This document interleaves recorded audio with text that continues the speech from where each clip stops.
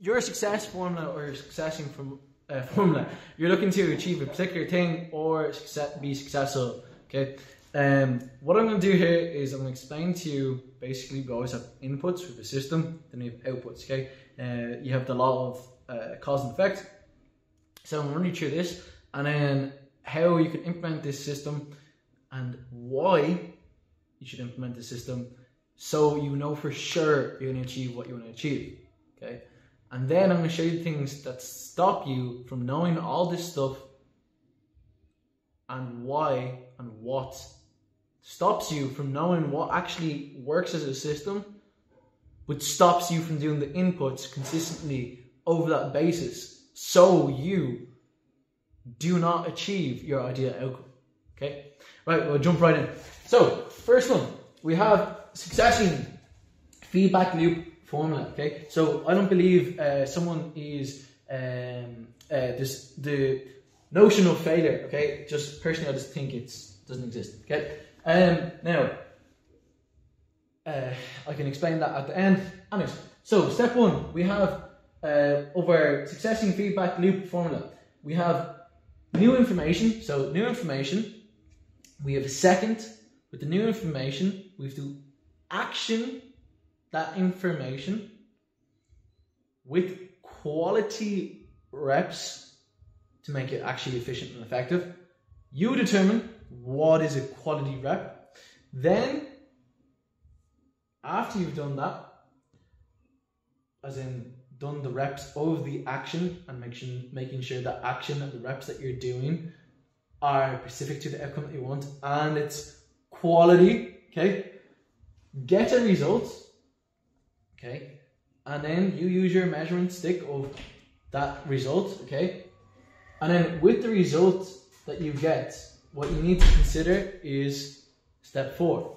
So analyze feedback and results. And with analyze feedback and results, what you're trying to say to yourself is, right, did I ideally get the outcome that I wanted with the space and time of which I did this thing for? And then step 5, reassess next step and ask coach / person who has achieved what it is you so desire, or a sound person that you would probably guess or know has done that thing which you wanted to do or want to do, okay? In saying that, like, there's no point of asking someone that hasn't, well, as in specifically if you want to get the outcome that you want, ideally you ask the person that's done that thing already, okay? Step 6 is apply the adjustments and advice that you've gotten for implementation and establish succession metrics, okay? So, at least you know that's that, okay? That's the system setup, okay? Now, this steps that I have to touch on is the quality steps, and then alongside the quality steps is essentially saying to you is the quality steps that you're doing actually getting you to where you want to go? So that's what I'm talking about,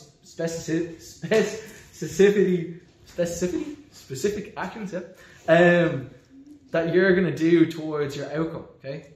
So to give you a contrast example is if I want to increase my relative power and strength, okay, and I want to increase my performance, but the thing is my coach, who I thought was good, gave me, a program that's for bodybuilding, but I wanted this outcome.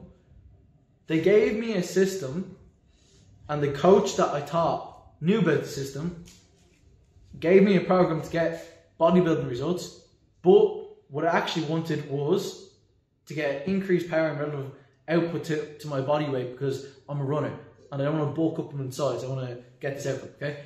So that just shows it's like, it seems like the action is doing what I want it to do, but it's not actually specific enough to the outcome of which I want, okay? And now, in saying this, how can you use that in your life? So we have your, let's say, things before the inputs that stop the inputs that you don't even know about, okay? What could that look like? We have behaviors in our life that either add or that take away from the life that you want to live, okay? And then we have beliefs of which you want, beliefs of which you have that determine what you're used to and what your ideal outcome is, okay? And what I mean by your ideal outcome is what belief system you're operating determines an ideal outcome of your life. Okay. I can go further on this, and then environment would be like your reference group. So if we look at reference group, generally what that would mean is if you want to think of, say, the most important topics to people, which is going to be more than likely it's going to be health, relationships, spirituality, than wealth, okay? And then you took all these domains or topics, okay? And then you pull the thread, okay? And then you say, okay, out of what I deem as my ideal over here, and then I pull these threads, calibrate where you're at with these things, okay? And then on the other side, what you want to determine is average it out with your reference group, okay? So the reference group is going to be, say, your friends, your schooling system, or your university. It could be the people that you meet at work. It could be basically more than likely the people in those realms that you're spending the most time with, okay? Or have spent the most time with in your past, determine your current level and what your future level would be and will be, okay? Now, we have this all set up, and then again, do pull the strands, because then what with this you want to do is get the averages, or get the measurement stick, because then you can actually see why you're at where you're at. And then if you can do that, you can see for the future of which you want where what you believe or what your average of that reference group is holding you back for the outcome and the ideal outcome that you want. So for some people, to bring this into practicality and like an actual example which is tangible, let's just say you have a plant, okay? And then we have the plant here, okay? And we have weeds, okay? And you're trying to get fitter, stronger, and improve your physique, feel better about yourself, and look in the mirror with confidence and go out and, you know, if you know that, if I feel better about myself, my energy goes up, and my energy goes up, actually when I go to work and I work in sales, or I do my work, and then that goes up, I got a promotion, because I know last time when I was like this, that went up, this went up, okay? It's like a butterfly, no, not a butterfly effect, but a cross-pollination effect, or a carryover effect, when you take control of your life. And it's like, people talk about, like, I can do whatever. But no, you should actually think about rules of which you operate with you in, because that actually gives you freedom, not other things dictating what you do. Because that's things that you think are your choice, but actually choices that are made for you, okay? Like consumerism, they've made a want into a need, okay? So like back in the 20s, probably great grandfathers would have said, I'm going to wear out my jeans or my shoes until they're gone, okay? Until I need a new pair of trousers or shoes, okay? And then with this, what we'd have to know is multiply it out to where we are now. It's that they turned it into you need new shoes so that's a want that they had at that stage, which would be new shoes, whatever, okay? But they've turned what was a necessity, want into necessity. I'm getting so scrambled here. And what I'm making the point is basic consumerism, okay? They've made a want a need, okay? And it's that you get these new clothes, you get these new things, okay? And it's like that is something that's being pushed on you without you even realising it, or you realise it and then you go, fuck, actually, do you know what, I buy into this, or I don't catch myself because it fulfills my status, it fulfills the way I look, and I'm so maybe glamorous, because that's probably the attractive appeal to that particular thing, okay? Now, your values, do you have any values? What are the core values in which you have, okay? What even is a value? What does valor mean? Okay, what have you been programmed to do, and you believe you made the choice? That's kind of what I was touching on, where from a young age, say you're told this trilogy in Disney, which is villain, hero, and rescuer. Okay, and with these three archetypes, that's what we're sold on from a very young age as the way relationships should be. They should be fucking perfect. They should be XYZ. They should feel like I'm being rescued and I'm the absolute princess. Okay. In context, yes, okay, but in the way of which we're programmed to think about those things is a no, okay. It's like saying, oh, honeymoon phase, and then after this, we just have to pull up the shit with our partner and then argue. No. This drama shit, no. That's just plot, okay. That's what a system has made you believe, that, oh, you have to operate without you knowing, into the hero, into a rescuer, or into a villain, okay. And then with that, how could that affect your personal relationship with the people that you have? And you haven't even considered that. Oh, I have to, maybe you're right or wrong thinking, okay? And with right or wrong thinking, it's either one person's right or one person's wrong.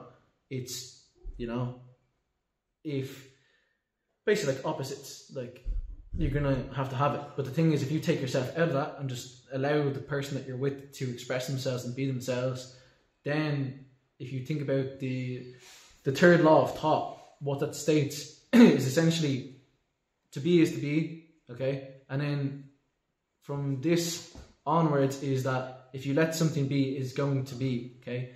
But if you don't, then there's also going to be a reaction to what that resistance is, okay? And it's like, if you push a certain opinion or agenda on someone and you're in a room and you've taken up 80% of that room with your opinion and put it against them in this relationship, whatever it might have been, they only have a reaction which is going to be either opinionated, it's going to be argumentative, or it's going to be defense against you because you pushed into this thing. But you just didn't allow them to be and express. You put them into this corner, so that's just reactions. Reptilian brain going, I need to survive, okay? And then if we look at, long marriages, or we look at certain things, why are 50% of people getting divorced, whatever, okay? Why in the first place is, what if we just didn't entertain this, okay? And then it's like, the conditioned thinking that you have towards relationships resulted in this probably current experience that you're having in a relationship or past experiences, okay? And what about for future experiences? And then you repeat the cycle, and then you're like, whoa, if I knew about this, I could have way better experiences with my parents, with my family members, everyone else in my life, okay? And then alongside this, it's like, whoa, what else am I operating on that I don't even know? So that's why we have to expand the horizons or lenses of which we see the world. So imagine you're operating on 1 out of 20 vision in your relationships, or you're operating on 5 out of 20 vision in your health, okay? And in your wealth, you might be 10 out of 20, okay? And then you go, whoa, what determines someone being like really successful or really good at this thing, but how come they're not really good at that thing, okay? It's probably the lens or experiences or information they've been exposed to, practiced, and they got results, and then they become the person they are, okay? Now, how does this apply to you? You have to know and set your own foundations and ask yourself, what is detracting away from me getting my ideal life? Is it me not doing the things because I want to be on TikTok, or I want to be on this thing and watch TV? Because that's what's going to hold you where you are instead of where you want to be, okay? And now that's why belief or things that have been installed into you without even knowing, it's like, whoa, Kevin, I've been seeing it through a straw lens, now I'm seeing it through a scope, and I can see how, if this is the board, I was playing, or you were playing checkers, but now you can play chess. But the thing is about the chessboard is, you just have to learn the strategies, okay? The thing about chess is, it's about who knows the game better is going to win, or who can exercise the information that they've gotten and apply it into practicality into the board, okay? Versus the person that only got the new information, read all the books, but never played a chess game, okay? Play the game, quote unquote, fail, even though you're actually successing. You got feedback that you lost the game, cool. That was the result. And then you analyze, why did I lose that game? Okay, reassess, ask someone, why did I lose that game? Oh, your opening was crap. Oh, because you did this, and then you lost this, and then you did this. Oh, okay, then I'm going to implement the advice that I got for my chess team, okay? So again, with your health, wealth, relationships, spirituality, look at this kind of holistically, okay? It's never just one domain, because you have the mechanical system, but you have to look at the energy systems of life, your behaviors, your beliefs, your values, okay? All these sort of things. Yeah, if you have any questions below, let me know. And again, appreciate the support, subscribe below, and thanks for following along.